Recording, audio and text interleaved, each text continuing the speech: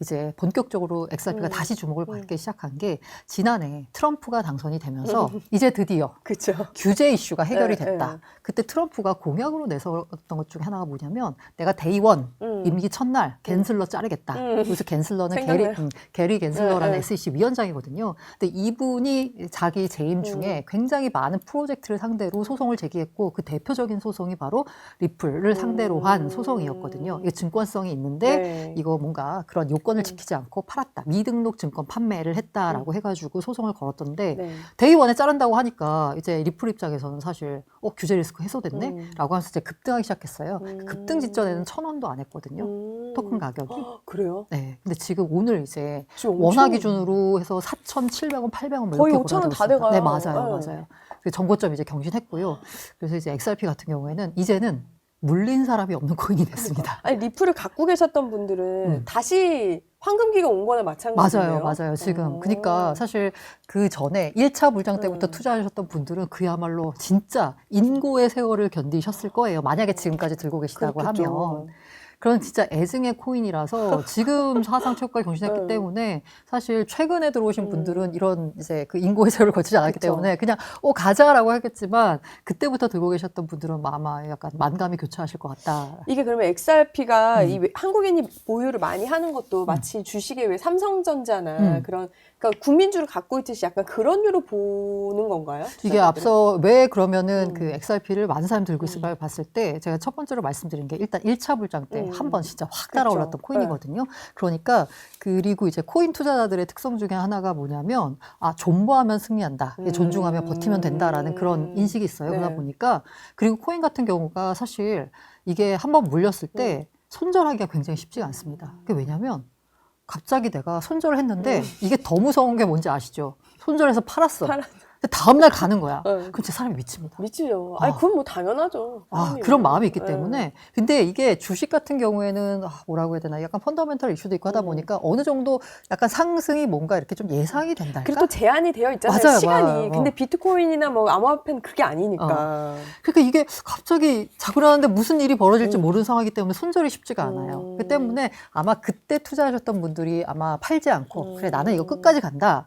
라고 하면서 들고 계신 분들이 꽤 많을 것 같고요. 그럼 오늘 승자네요. 맞습니다. 아주 대표적으로 제가 이제 채널을 개인적으로 이제 방송을 하잖아요. 유튜브 채널을. 근데 거기에 이제 매번 들어오시는 그 단골 아이디가 보여요. 댓글창에 남겨주시면 보면은. 근데 아이디가 XRP예요. 그래요? 그래서 제가 어느 날 여쭤봤어요. 아니, 아이디가 XRP면 도대체 XRP를 몇 개나 들고 계시냐라고 했더니 본인이 그때 개수를 말씀 주셨거든요. 근데 제가 그 개수는 정확히 기억이 안 나는데 그때 가격이 한 3,300원 정도 했었나? 3,000원대 초반이었어요. 네. 환산하니까 160원.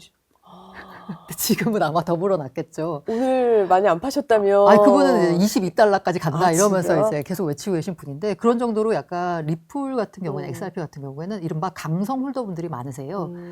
이걸 계속 들고 가겠다. 왜냐하면 약간 이제 보살팬처럼 그런 거예요. 야구 보살팬처럼. 네. 그리고 이제 XRP가 아까 왜 그럼 국내 투자자들이 약간 삼성전자처럼 많이 들고 있냐라고 했을 때 제가 느끼기에는 2017년에 이른바 코인 붐이 일었을 때 다른 코인 같은 경우에는 사실 이게 조금 웹3라고 하고 뭐 탈중앙 뭐 이래가지고 약간 좀 뜬구름 잡는 얘기 같은 게 없잖아 있어요. 게다가 이런 디지털에 익숙하지 않은 분들 같은 경우에는 저게 도대체 뭔 소리지? 약간 이런 느낌이 있는데 이때 그 리플 랩스 XRP를 이제 발행한 그 리플이라는 회사가 추구하는 건 뭐냐면 되게 목표가 명확했어요. 우리는 글로벌 스위프트망을 대체하겠다라는 거였어요. 여기서 스위프트라고 하는 건 은행 간 국제 송금망이거든요. 지금 우리 같은 경우에는 국내에서는 이제 뭐 금융정보구조원 그 은행 공동 전산망 이거 가지고 이제 여러 가지 금융 거래를 처리하잖아요. 그런데 이게 아니라 이제 글로벌로 갔을 때는 글로벌리 그 스위프트라는 망을 이용해서 처리를 하기 때문에 글로벌하게 송금을 할 때는 그 망을 반드시 이용을 해야 돼요. 그래서 기억하실지 모르겠지만 러우 전쟁이 터졌을 때 그때 미국이 처한 첫 번째 조치가 뭐였냐면 스위프트 망에서 러시아를 다 빼버렸어요. 그러다 보니까 러시아가 국제 결제나 이런 게 전혀 안 되는 거예요. 그러면서 뭐 중국가를 해서 뭐 위아나 루브라 통로를 연다, 뭐 비트코인 한다, 뭐 이러면서 여러 가지 대안책을 마련했었는데 어쨌든 글로벌하게 뭔가 무역 결제 대금을 하거나 송금을 하려면 그 스위프트 망을 이용해야 되는데 네. 그 망을 하루에 거쳐가는 돈들이 그야말로 이제 천문학적인 돈이 오갑니다.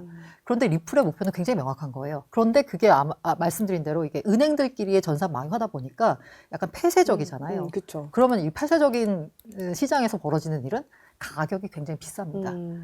수수료가 굉장히 비싸요. 그러니까 우리가 송금해 보신 분들은 아시겠지만 최근 들어서 뭐 핀테크 업체들이 송금수를 많이 낮췄다고 하는데 뭐 과거 생각해 보면 돈을 그쵸. 보내는데 수수료 굉장히 많이 내거든요. 게다가 저는 아직도 기억나는 게 제가 첫 번째 직장이 은행이었는데 그때 은행에서 어떤 이제 조선족 분이 오셔가지고 굉장히 중국에 있는 시골에 돈을 네. 보낼 때 100만 원을 보내면 거의 한 15만 원 정도가 스스로 뜯기는 그런 구조였어요. 왜냐면 굉장히 여러 군데 은행을 거치기 그렇겠네요. 때문에요.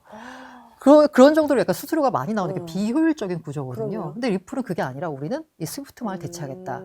그래서 이제 되게 명확한 목표를 세워서 이 리플이 하려고 하는 건 뭐냐면 개개인을 대상으로 뭘 하는 게 아니라 은행을 대상으로 영업을 하는 거예요. 쉽게 말하면 B2B로 너희 스위프트 망을 쓰지 말고 우리의 리플렛이라는 서비스를 쓰면은 굉장히 싸고 빠르고 효율적으로 이 송금 업무를 처리할 수 있어. 라고 하면서 은행들과 굉장히 뭔가를 하려고 노력했거든요. 그래서 그때 이제 2017년 말에 많이 나왔던 기사가 뭐냐면 리플랩스가 신한은행과 MOU를 맺고 뭘 하기로 했대. 뭐 국민은행가 뭘 하기로 했대 이런 뉴스들이 굉장히 많이 나왔어요. 그러다 보니까 이제 일반 투자자, 국내에서 처음 코인을 접하시는 분들은 이게 코인은 뭔가 뜬구름 잡는 얘기하는 것 같았는데 리플이 하는 사업은 내가 익히 알고 있는 은행의 그런 비효율적인 부분을 바꾸겠다는 거네? 그럼 이거 좀 말이 되는 것 같아. 라고 하면서 당시에 이제 XRP 투자를 많이 하셨고 그렇게 많이 한 상황에서 가격이 올랐다가 급락하니까 그냥 물려서 있었던 거죠. 물려서 계속 이렇게 지난한 과정을 이끌고 왔었고 근데 그 사이에도 리플랩스가 되게 보여준 게 뭐였냐면 계속 사업적으로 뭔가 확장을 하고 있었어요. 뭐 이런 머니그램과 뭔가 협업을 해가지고 뭘 하겠다. 그리고 뭐 어디 무슨 개발도상국 시장에 진출했다. 우리가 뭐 무슨 되게 효율적으로 개선해서 이런 송금 업무의 수수료를 멀발 절감했다. 이런 그 성과들을 계속 보여주고 있었어요. 다만 SEC와의 약간 그 소송 때문에 사업 확장에는 약간의 뭔가 조금 어려움이 있었던 상황이고요. 그런 상황에서 어쨌든 그 이제 웹3 코인 같은 경우에 뭐 안 그런 게 많았으면 좋겠지만 갑자기 뭐 어느 날 그냥 소프트 러그라고 하거든요. 그냥 재단 프로젝트 하는 애들이 그냥 사라져 버리는 거예요. 뭐 하는 일도 없이. 근데 계속 뭔가 이제 퍼포먼스를 보여주고 나니까 그 이제 이 투자자분들 입장에서는 뭐 버티면 어떻게 되겠지. 믿음도 생기고 믿음도 제도라는 맞아요. 거는 무턱대고 믿음이 네네. 되긴 하잖아요. 그래서 이렇게 인고해서를 버텨오다가 이제 트럼프 되면서 규제 리스크 해결되겠다 이러면서 이제 굉장히 급등을 했었던 거고요.